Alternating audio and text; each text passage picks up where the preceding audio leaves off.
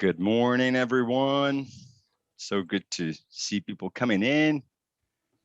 I'm Fabrício Rossi. I'm the country manager for Cambridge International. I'm based in Brazil. We are doing this live for targeting the whole of Latin America. So it would be nice to know where you're tuning in from. So if you could just write that in the chat while we wait for people to be in the room, get in the room. Also, we are broadcasting with live interpretation into Portuguese from English into Portuguese and Spanish. If you want to enable Portuguese or Spanish, look for the icon of a little globe. It's at the bottom of the screen. I'm now going to give this instruction in Portuguese. Então, a gente está com hoje, o evento está sendo transmitido com tradução simultânea para português e espanhol. Quem quiser procurar essa opção, é só procurar nos ícones, o ícone do globo na barra, ou se você estiver acessando de mobile ou de tablet, não é tão óbvio, você vai ter que procurar as 3 dots ali para mais opções. Anik, can you give those instructions in Spanish, please? Hola a todos. Recordarles que este evento tiene la opción de traducción simultánea. Se está ofreciendo en inglés. Y si van al menú principal, generalmente abajo, o si están accediendo desde una tablet o desde un celular, serán 3 puntitos. Y allí van a ver un icono de un globo, ¿no? de un globo terráqueo parecido. Y al hacer clic ahí, van a poder ver que está la opción de inglés, portugués o español. Fantastic. Okay, so we're very excited to be here. This is a very exciting time for us in Latin America. We're delighted that the standards are available now in Portuguese and Spanish, our school leader standards and our teacher standards. This has been a huge undertaking for us. Now, we started translating documents back in September 2020, so it took us a long time, a lot of reviewing, many people involved, and it's now available for free. Anyone can access that. So we're very excited to be sharing this with you. I'm joined today by my colleagues in the Latin American team, Anik, Lucila, and Richard, and by my Cambridge-based colleague, Sarah Turner, who's head of professional development programs. We've invited Sarah to come and tell us more about the standards, how we got to the standards, and the online guide. She will explain, step by step, how you can benefit from using those documents and tools. So without further ado, I give you the floor. Sarah, over to you. Thank you so much. Bear with me just a second while I start to share. Can I just check that everybody can see that? Fabrizio, can you give me a thumbs up if you can see it? Yeah, thank you. Super. Thank you so much. Good morning, everybody. Thank you firstly for joining us, and thank you for having me to talk about the standards. It's a real privilege. It's been an absolute privilege to work with the Latin America team in order to make these much more accessible and widely recognised. But also it's a privilege to be able to come and talk to you about them today as well, and hopefully to answer any questions that you might have. So as Fabrizio said, what I'd like to do today is to take you through the standards, talk to you a bit about where they've come from and how we arrived at these standards, but then also to start to think about how you might use them, because they, people recognise, and I think the standards themselves resonate with people, but sometimes working out where you start first is often the hardest thing to do with them. And now over a period of time, we're getting to understand how it might be possible to begin to use them. So I'll share some of those ideas with you. And as I say, if you've got any questions about that, then please do post them in the chat, or there'll be time certainly for questions at the end. And then sort of thinking about, well, what's next? You know, if you start using the standard, what's next? So that's really what I want to cover today. So let's start by thinking about the standards themselves then, and I'll give you the history where we started being in a position to be able to talk about the standards and publish them back in 2018. And that's not to say that prior to that Cambridge didn't have standards, they did. But what we hadn't done at that point is make them explicit. They were kind of implicitly present in things like our Cambridge teacher and our learner attributes, in our standards for school registration and things like that. What we hadn't done then is really start to think about what those standards look like when they were put in the context of the classroom or within the school. So at that point, and this would have been in about sort of early 2017 at this stage, we started to look around and look at all of the different international standards that existed. And sometimes, of course, and what we've found interestingly over the last few years is that, of course, standards become very localized, very regionalized, and they mean something very specific within certain localities. What we need to try to be able to do is make something that was truly international and that felt truly international and that allowed people from the Cambridge international community to recognise something within those standards. So we took part in a lot of desk-based research. We took part in a lot of research then with other jurisdictions around the world that had their own good quality standards to get to a point where we could compile these standards that we have in front of us now. And as you may be aware, we were able to compile then the Cambridge teacher standards and the Cambridge school leader standards. And the idea very much is these two sets of standards speak to one another, as you would expect that they would. You'll see that the standards themselves, the numbers of the standards actually correlate, you know, and the meanings underneath the standards correlate as well, because you want to know, don't you, that decisions being made at school level are then being replicated at classroom level, and that you kind of see those work together. The standards are sort of constructed, and again, this goes for both sets of standards, so that standards 1 to 4 are very much about what you need to know, whereas standards 5 to 8 are very much about what you do. So there's that nice sort of split between knowing and doing, which you can see across both sets of standards as well. I think I'll move on at that stage because we get a closer look at the standards in just a second, so it's easier for you to see.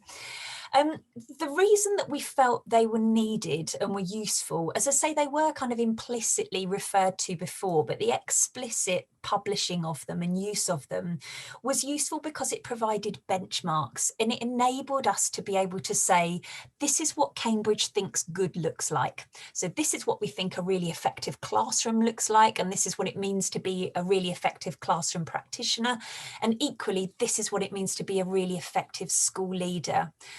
And what's really important to say at this stage is that at no point have these been put together in order to be anything punitive. They are simply meant to be a guide of what good looks like. So what we've strived to do in the background is help to produce tools which allow people to self-evaluate against them, but in order to use them in a way that is constructive and collaborative, you know, and not used as a way to either punish or assess. And interestingly, I spent probably the first year that these standards were published, taking them to conferences. And you remember when we were allowed to go to conferences and things like that, I had the great pleasure of actually going out and talking to people, which seems like such a distant memory at the moment. But some of the feedback that we would get then was, well, is this something that Cambridge is going to insist we do then from now on? And I'm still at great pains to say to people, absolutely not. What we construct, our professional development, the way that we work, the way that we think about our syllabuses and our broader curriculum structures have very much got the standards at the heart of them. It's great then if as school leaders or individual teachers you'd like to work with these standards, you know, that then sees that sort of sense of continuity. But equally, if they're not useful or you don't want to use them, that's not something that is mandated by Cambridge. Interestingly, what people are saying to us as they start to use them, though, is that there's something really valuable in a shared vocabulary, in having a shared understanding of the types of things that we're looking for, both in classrooms and at schools, and being able to understand that collectively as a school group. So in that way, these standards are really, really valuable to provide that sort of shared understanding of where everybody is trying to move to. And, you know, even if they are aspirational, at least it's an aspiration that everybody understands together. I mentioned the teacher and leader attributes before, but the standards very much are then about, you know, what do they look like in practice? What does it mean to be innovative? You know, how do we see that within classroom practice or within school leadership? And the standards allow us that understanding of what that looks like. And I've mentioned there a shared framework of reference, which I'll come back to actually later on. So I looked at the two sets of standards before, the school leader standards and the teacher standards, and I just want to start to home in a little bit more to talk to you about the way that they've been constructed. And I thought I'd pick the one on classroom practice, standard 5 there, because I think it's the one that resonates. And I should have said really at the top of this presentation, I apologise, you know, Fabrizio very kindly introduced me as head of professional development programmes, and, you know, my day job very much is looking after the standards and our professional development qualifications. So these are qualifications that help teachers to understand what it means to work in this effective way and to be really effective classroom practitioners. But I come from a teaching background. I spent 15 years in UK schools as an English teacher and a head of department. So, you know, in developing these standards, it was really important for me that they meant something, you know, and it kind of comes with a knowledge of what it's like to be in the classrooms and to be held to a standard, I guess, as well as we all are. So underneath each of these top level standards statements are a lower level that can be seen, and all the documents, as you'll have seen already, are all on the website now in Portuguese and Spanish. And the idea then is that you break each standard down into a much lower level of granularity. And so it really is taking each aspect, hopefully, of planning, teaching, learning and assessment, and breaking that down into what that actually means. And you can see here, if you look closely at the standards, that it's about planning for progression, it's about setting learning goals, it's about thinking about strategies and grouping, it's about being inclusive. You know, we kind of cover all of those elements here.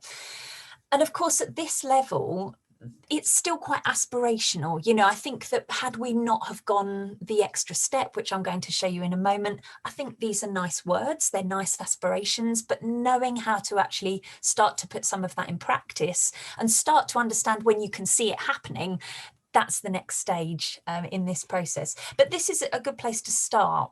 And, you know, what I should say, I'm just going to go back one slide. Sorry, forgive me just a second. What I should say is each one of these is then underpinned by those standard statements. So you can see that actually engaging with the standards themselves, it's quite a big thing. There are, I think, 41 items. So that's how many individual statements sit underneath these standards wheels. And so one of the things that we'll talk about a little bit later on is kind of homing in on what's important to you in your context is really important. Throwing the standards wholesale at everybody within your environment is a very tricky thing to do. And I think, again, that's some of the feedback that I got at the beginning, which is surely Cambridge don't expect us to do all of this. And no, of course, and certainly not all at once. You know, it's about understanding what you think is right for your teachers, for your leaders, and, you know, for your students.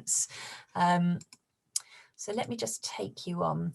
So with that in mind, again, in the workshops that we used in the beginning, a school leader there had already started to work with the standards, and they said they sat down as a group and they looked at them and they said, you know, this is big, there's a lot here. And so what they started to do is they took a half-termly focus of each of these standards. And sorry, this is my terrible graphic representation, but they would write it on a big piece of A3 flip chart paper, and they would pick a standard for the term or the half term. They would stick it up in the staff room. And what was really important to them at that stage was changing the culture, starting to think about this culture of aligning themselves with a set of standards that everybody felt they had buy-in to and that everybody felt some engagement with. And so everybody within the school, from the office staff to the lunchtime supervisors to teaching assistants to classroom teachers to leadership members, were invited to put post-its to say, this is how I feel I have met this standard today. And of course, what that started to do was develop the conversation. You start to talk about these things and you start to recognise that in actual fact, planning, teaching, learning and assessment runs through every aspect of the school, and it is entirely possible for somebody who does that really important role in the office to also have, you know, some engagement with students around this, whether it's accepting homework from parents or comforting upset children or, you know, anything like this. I think, you know, the important thing about the standards is that they can be inclusive. And I'll talk a little bit more about culture in a moment, but I just thought I'd share that because it's so simple. And I'm sure one of the questions will be later on, yeah, but where do we start? And even if you started here, it just starts that conversation around the standards and what they might mean for you. They can also be used for self-evaluation, and we've developed a set of RAG tools. And if you've had the opportunity to look at the website and to explore those, you might have seen these already. I've taken some screen captures, so we'll look at those in a bit more detail in just a moment. But when I spoke about culture a moment ago, it's one thing, isn't it, to introduce standards to your school. It's something else entirely to create a culture whereby people feel confident enough to reveal where they might have weaknesses. Hopefully strengths come out of this as well. But it's a massive leap of faith, I think, in order to say, I'm going to self-evaluate myself against this standard. But what might come out of this is actually that I'm not terribly confident. Now, as school leaders, actually, that's incredibly informative and valuable, because what you can start to do around that is to shape professional development or coaching and mentoring. And so you have this opportunity to mitigate these things that might come out, but you won't get opportunities like that come up from this kind of self-evaluation unless the culture is right, you know, unless people feel that they can share and they can be vulnerable. And I have a small anecdote for you around this, if you will indulge me. And it was in working with a school in Zimbabwe.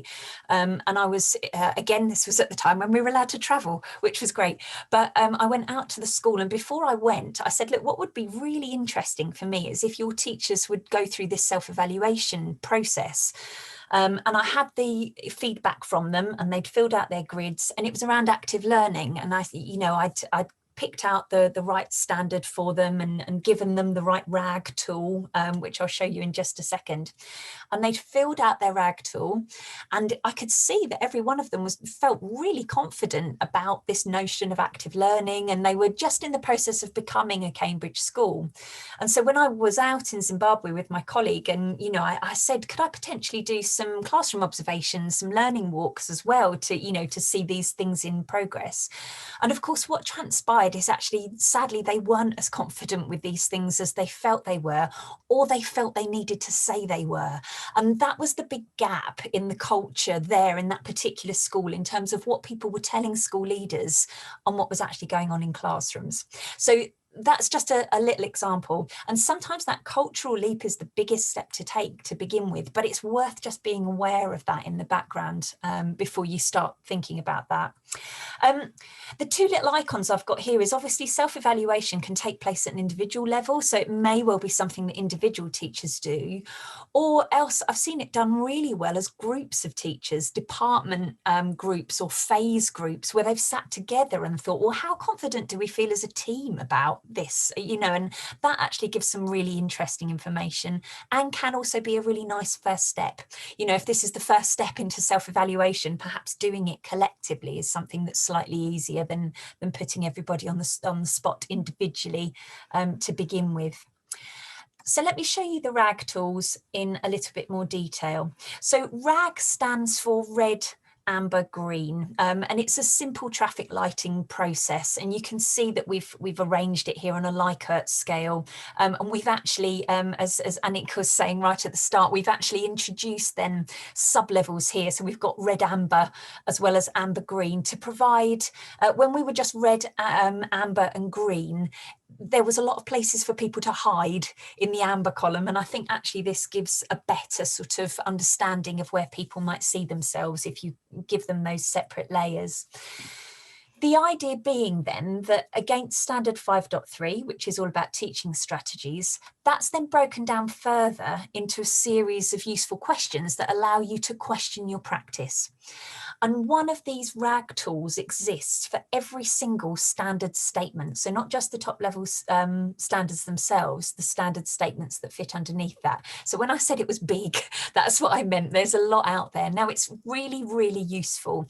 And the idea would be that if you were really focused on teaching strategies, if that was your focus for that half term, you could ask all of your teachers, or you could ask your department to sit down and start to think about these things. So as a department, do we use a variety of teaching and learning strategies, or is teaching mainly from the front? Is it a very didactic approach, you know? And you can start then to dig into things. As I say, you can get the sense then of how careful you need to be with culture, because this would make some people feel very vulnerable.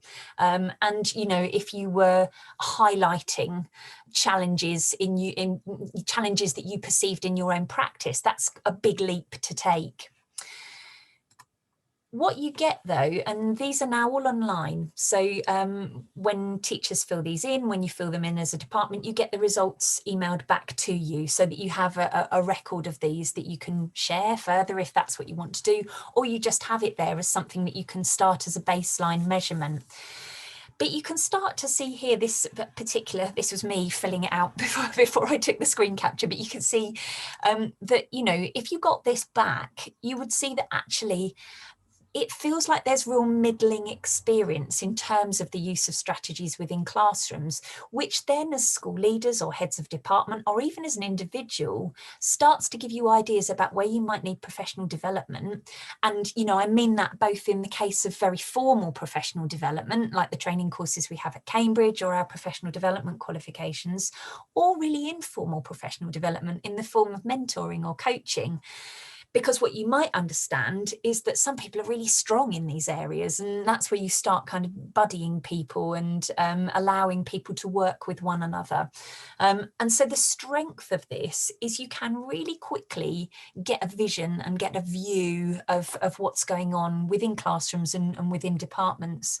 And, you know, you can see as well, can't you, how different departments might be really interesting. You know, your maths department might answer this very, very differently to your English department, for argument's sake, or your lower school phase might answer it very differently to your upper school phase. And so there's interesting kind of ways of sharing knowledge and sharing expertise that is very informal, but very valuable nonetheless.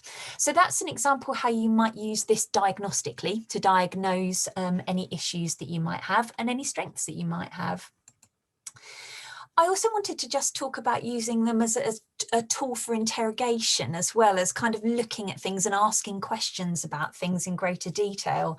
And here's an example of a student questionnaire that somebody shared with me, and you won't be able to see the writing because it's a little bit small, but it's a questionnaire that a teacher posed of their class in terms of trying to get them to understand what things they were doing in their classroom practice that helped students learn, and what things they did that were hindering their learning. And you can see that it's kind of like a force field analysis here. They've sort of been able to match up things, or that the student in question has here. But of course, the question is then, what do you do with that information when you get it? You know, and you know, when Fabrizio and I were talking about putting this presentation together, originally I had numerical data here, and these questions would just as easily refer to numerical data that you might have as well in terms of summative test results or informative test results. But it's also nice chance to see it qualitatively as well. And to think that what you could then do are use those questions from the RAG grids or for the actual statements from the standards themselves to start to think about, right, okay, well, this is what my students have told me, but how am I then going to use that to plan for progression? Now, it doesn't give you the answer, it doesn't tell you how to do it, but it poses the question around what you might start to think about.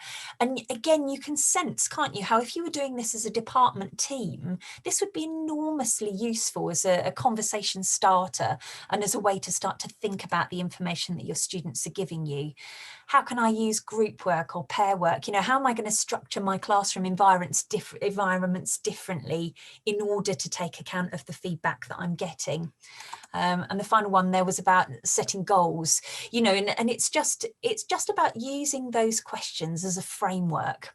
And if you've got, as we said right at the beginning of the presentation, if you've got that shared framework, you would know that across the school, similar types of questions were being asked about how you might use this information and how you might use this data. And of course, the flip side of that, of course, is if we ask students for their opinion, if we ask for their voice and we tell them that their voice is important, we also want to show them what we're doing about that. And of course, if you've sat down and you've had this conversation amongst each other, you've got feedback then. You can say to them, look, it was really great what you told us, and this is how we're going to put that into practice. This is what's going to change. And then I'm going to ask you again, you know, so you've got that rolling process then. So that's just an example of how you might use it for interrogation. So where might you start? So you've got the standards, you've downloaded them, you've had a look at the RAG grids. And I think really the first port of call, you know, the first thing to do is to get to know the standards as a leadership team. Start to think about what these might mean and start perhaps to self-evaluate amongst yourselves. Where are your biggest challenges at the moment? Where are your biggest strengths? You know, where are you going to focus? Because you will want to choose one of those standards to focus in on. And it may be that you choose multiple standards throughout the year, but you're going to want to start somewhere concrete and then build on that. Then I think it's starting to workshop them in departments, and it might be a middle leadership thing that you do at that point. You know, you're sort of starting to familiarise them then with your distributed leadership teams. And then, of course, you get the familiarising them with your teaching colleagues as well. And I've been remiss here in my presentation, not just teaching colleagues, you know, share them broadly. I think parents would like to see them, you know, I think they would like to understand, because Standard 8 is very much about linking with the community, thinking about your role as part of a community, and that's valuable. So, you know, parents very much come into this as well. And then decide on what sort of activities you'd like to run with your teams. At that point, you can then consider, do you go down a specific standard? Are you going to ask teachers to do it individually? Does your culture support that at the moment? Is that something that will go well, or is that going to be difficult? Similarly, are you going to use this at a group level? You know, is this something that perhaps you will start with just in departments? And again, just a tiny anecdote for you, a school leader that I work with in China, one of the ways that he's very much used this is he wanted a way to draw together his international stream and his local stream, and he felt that he didn't have anything at the time that spoke to both of those environments. And you know, I think really the drive in having them translated has been so that there is this shared understanding that allows people to be talking about the same things. And what this particular school leader used the RAG grids to do is it's not terribly elegant, but he called it find the gaps and fill the gaps. That's the way he looked at it. And he used the self-evaluation elements of it to find where those gaps were, and then, you know, then analyze that information and think about the action planning that needed to go into filling those gaps. And as it happens, one of the ways he does this is with one of our professional development qualifications. So where he sees gaps in classroom practice, he uses that as something to help fill those gaps. And you know, what's important at that point is then to think about this as an evaluative cycle. You know, the standards are a place to start, but equally they're somewhere to come back to. So you might begin by doing that initial evaluation of where you are, and you might identify where you want to go with that.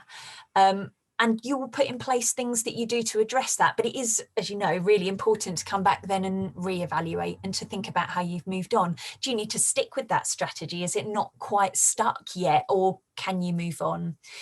And, you know, these changes to practice and to culture within schools, they're not easy.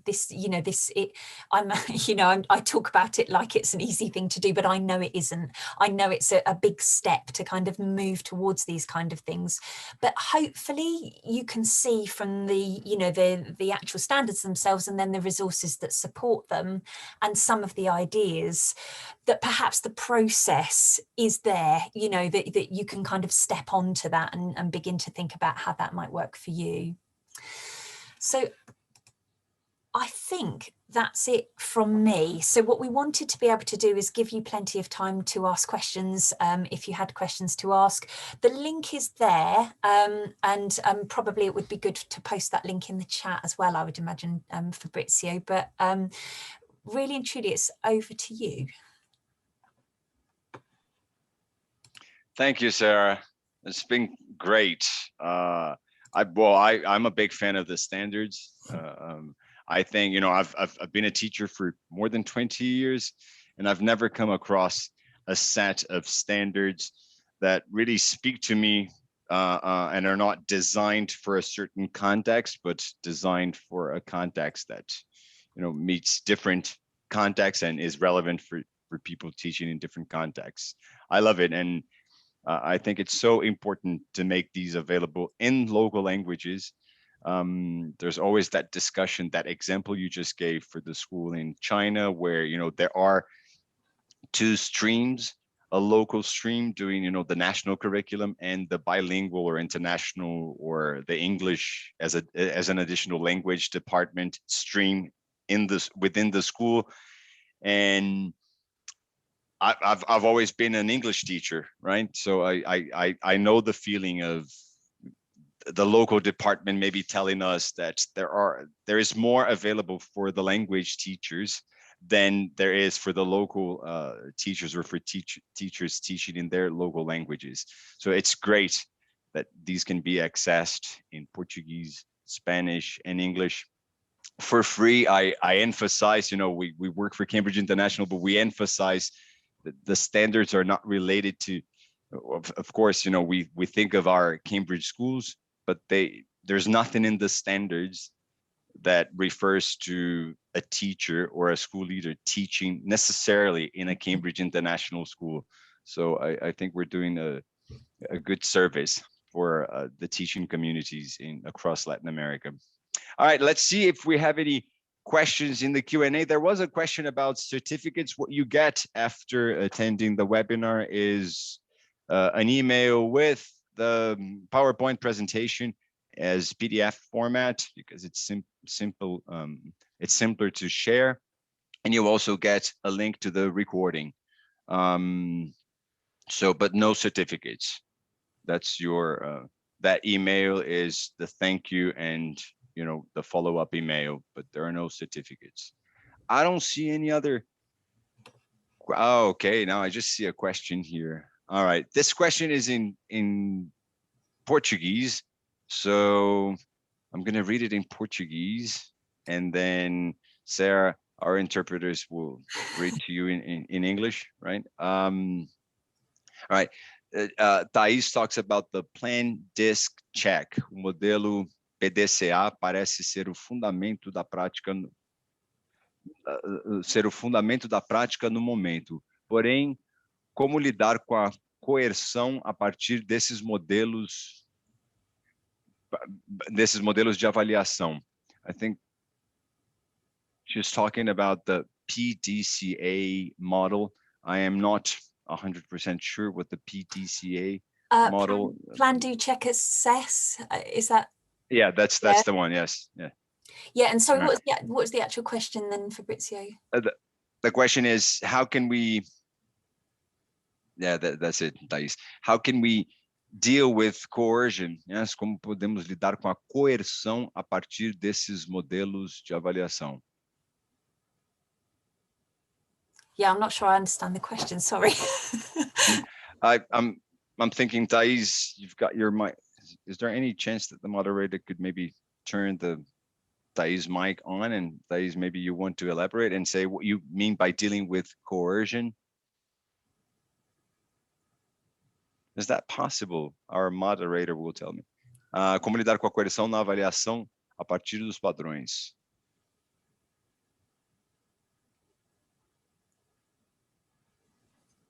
Thais, you should be able to unmute yourself if you want to. All right, ask the Thais, question.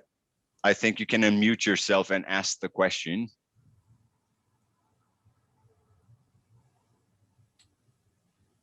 Thais, are you there? Bom dia. Bom dia. Bom dia, Thais.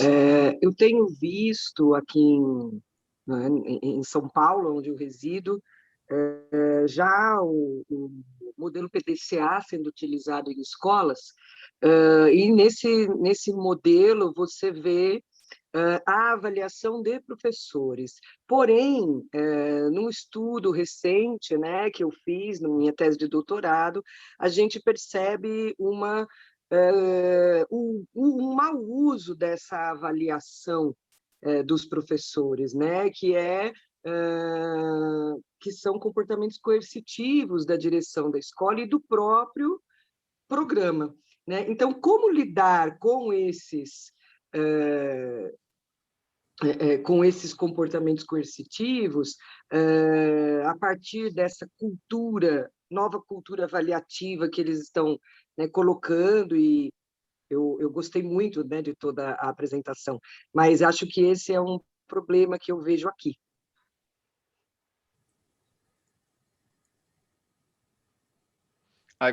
Okay, if I may add, Sarah, I think it connects to the culture of people being honest about things, or it connects to the webinars we had last week about psychological safety. Yeah, when people feel safe to express their views, to question things, to say what's not working for them. I think it's related to that.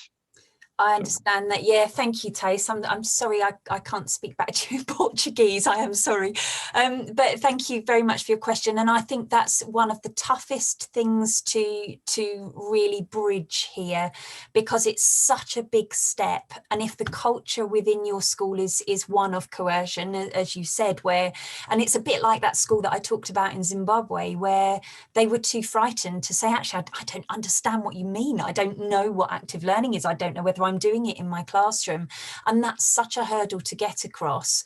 And I guess, and I know it's easier said than done, my advice would be start small. What's the smallest unit of this that you can possibly begin with? You know, is it one team, or, you know, or even one individual, where you can start to demonstrate how this might work and start to demonstrate that vulnerability? Because I think at the end of the day, it's at leadership team level, isn't it? They need to be able to demonstrate that vulnerability of not always being right, you know, and not always being wholly confident. But I totally appreciate that that is much easier said than done. So thank you for your question. Thank you for sharing. Okay, we have another question here. I'm actually checking with Alana to see if we got this one right. She asks, how can we connect dynamic classes and follow the method? I'm just not quite sure what she means by follow the method. I'm thinking follow the method that is being used by the school, a certain methodology, or follow the method, you mean, follow the method at the school. Alana's just saying yes. Or I'm thinking follow this methodology of using the standards as that was my question, yes? So I think it has to do with how can we connect dynamic classes and follow the method, and she confirmed that by follow the method, she means follow the school methodology. So maybe bring a bit of this, and at the same time, you know, not aligned with the school's method. I think that's what Alana means, right? Yeah, I think I think I understand the question, and it's a really good one actually. And Fabrizio's touched on this a little bit in what he said, and that I should have made clear from my presentation is that the standards themselves, they're from Cambridge, but they are curriculum agnostic. You know, we're not sort of pushing the Cambridge curriculum. What they're about is really, really good classroom practice and really good school leadership. And I think the most important thing is for you contextually, and by contextually I mean specifically within your school or even within your department, for it to mean something to you. And it might be that not all of it means something to you. It might be that little bits of it means something to you. But the fact is, once you've got that shared vocabulary and you do understand, as you say, how it then links to a methodology that's more familiar, then you can start to see where the useful links are. But please don't think at any point you need all of this, or you need all of it all at once. You know, it's take this and use it as you can and as you see fit. And as you do, if you have the opportunity to share, because I'm learning all the time about how these work in different contexts for different people. So it would be great to know, Sarah, this worked well, but this didn't work as well, you know, and then we are being reflective practitioners as well as part of our collaborative community. I hope that helps. Yeah. On that note, Sarah, can you tell us a bit about the fact that the VAV, the REG tool, I'm just saying VAV because that's the Portuguese, I the understood way that we though, translate it Fabrizio. into Portuguese. All right, the REG tools. In the past, there were Word documents that people could download, and so they had the grids, and now it's available online as a guide. Can you tell us about why that is? Something about validation. I think Yeah, we absolutely. touched on this. No, thank you. Yes, so because we constructed the standards, as I say, nearly 3 years ago now, and what's important is as more and more of you use them, I need to make sure that they are actually fit for purpose. So in putting the RAG tools online, what we've done is we've created a way to capture the way in which the standards are being used that helps us validate whether or not they're all useful. So it may well be that some of them are used, you know, in a really useful way with schools a lot, and others aren't. Or it may be that we've repeated some standards and we don't realise, and actually when you look at them, and I think translation is particularly useful for this, actually, you don't realise sometimes where nuance of language makes something very similar across the standards. So the purpose of having them online at the moment is to gather this information on standards usage, which allows me then to validate how it's used, and somebody much cleverer than me will do maths at that point. But once we've done that process and we've made any updates that we feel we need to make, the likelihood is we will return to the Word document format, which sounds like a backward step, but actually it allows you then to really focus. It allows you to download one standard statement, one RAG tool, and really, you know, when I was talking earlier about starting in the smallest unit you can, then it makes that more possible. It's not to say that it isn't possible at the moment, but is that okay, Fabrizio? Yes. So is it safe to say that we are actually explicitly inviting everyone to check the online guide, you know, take the survey, you know, answer the questions, you know, focus on and spread the word, right? If you are in a Cambridge International School, you might have received that information. You might already know about the standards, but this could be shared with, you know, the wider audience. So your colleagues in other institutions that are not connected to Cambridge in any way can also benefit from using the standards, and you know, and they will also help us with the validation exercise of the standards. Absolutely, yes, please. We've got many more questions coming up. There are a few questions about last week's webinars. Please contact either me in Brazil, if you're in Brazil, or you can write to any of us in the Latin American team, Anik, Lucilla, or Richard, and ask for that email with the recording if you didn't register for last week's webinars. If you did, then you will have received a thank you email, even if you didn't join us during the time of the event. But as thank you for registering, we sent people the recording and a link to the recording. It's now available on our YouTube channel, and a PDF of the PowerPoint presentations that were used in those sessions. Let's move on and check these other questions from Sandra. There's a question. about motivating teachers to change their view in these pandemic times? Yeah, I think that's a really good one. It's do you know, one of the things that I think has been that has come up for me, and through a slightly different route actually, through my professional development qualification, when I've got that hat on, my PDQ hat, is that I think in giving teachers more confidence and school leaders to be able to self-evaluate and to think about where their strengths and challenges are, we give them more of a voice to suggest when they might need help and support. And in giving them a voice, we give them more agency. And so what you get is this really nice loop of, and the standards then act as this conduit, if you like, to allow people to put their view across, but in a safe way, you know, and in a way that you're saying as a leadership team, we're happy, we want this information, we want your feedback. And I think in terms of changing views, Sandra, I'm guessing you mean in terms of, you know, how they do things, you know, how they might approach planning for their teaching. And I think that confidence makes people feel more able to pivot and to move and to take things and adapt them.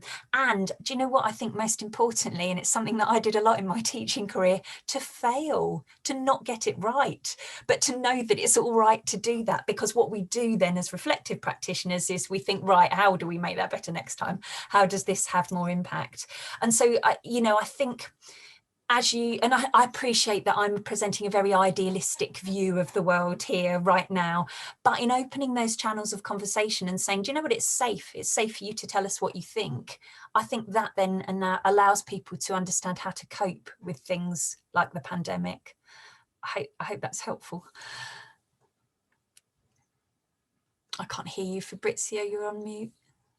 Sorry, I didn't realize I was on mute. All right, there's a teacher saying he teaches, this Brett, right? He teaches A-level economies and global perspectives, and he talks about, he thinks that, you know, these strategies have to go through a little bit of tailoring because, you know, he teaches a certain subject. And can you say something about that? Because I'm not convinced it is the case, or is it?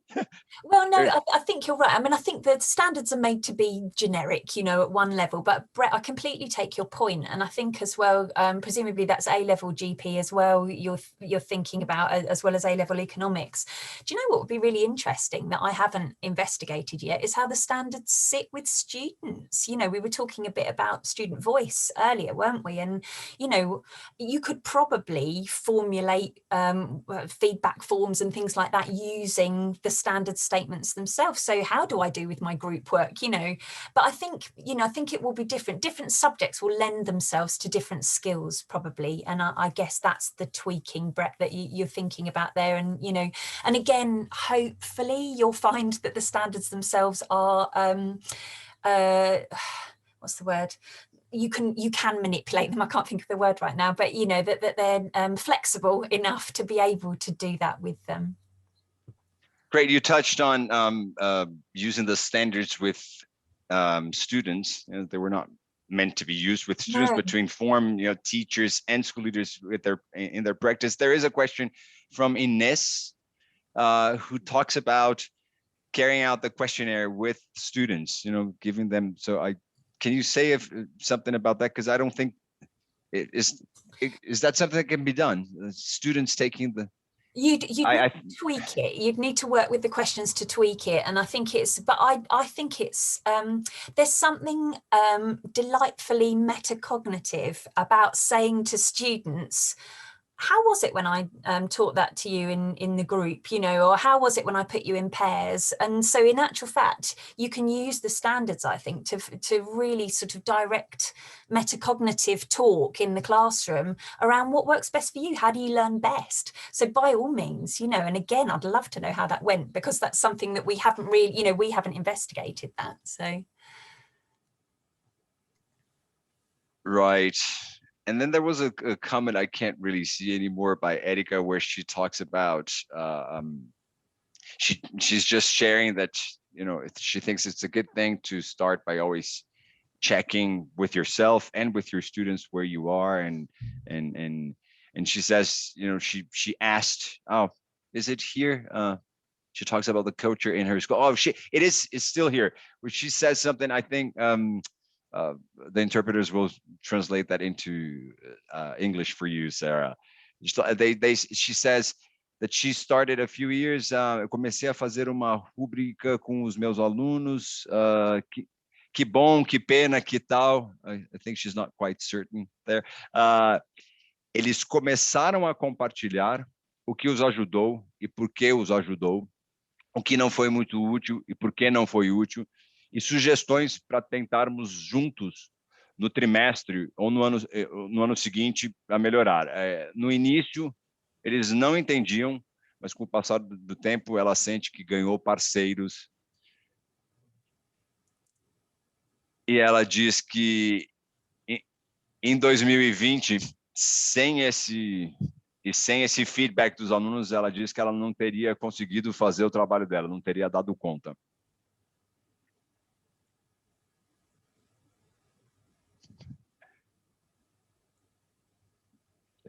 So she's just sharing that with us. Okay. That's great, Erika. Thank you for sharing that. I think, are there any other questions? We can maybe wrap up a bit before 9 o'clock or before the end of the hour, and give people back this present of 8 extra minutes back to you in your day. You know, a lot of people are saying these things, like when you wrap up a meeting before the actual time of the meeting, is like you're giving people this gift of a few more minutes for them to enjoy their days. So I think we are going to wrap up. Sarah, do you have any final considerations or? No, I was just going to acknowledge the fact that Brett clarified as well about the difference between, you know, the critical element of thinking and the conceptual element of economics. And yeah, I totally understand where you're coming from, Brett. And I think it's about, you know, it's picking the right standards, but it's also, you know, back to metacognition again, isn't it? It's about kind of thinking about the right approaches, and therefore the right standards to unpick those approaches in the classroom. But yeah, completely take your point. They are completely different animals. All right, everyone. So thank you very much for joining us today. Thank you, Sarah, for the wonderful input. I really hope that everyone here will leave the session feeling they've learned new things. I really hope they start using the standards and the online guide, and they share the word about them with their colleagues outside the Cambridge International Network, because it's a very valuable tool. So that is it from us here in Cambridge International. We hope you have a wonderful day ahead, and we'll see you later. Bye now. Thank you very much. Bye-bye.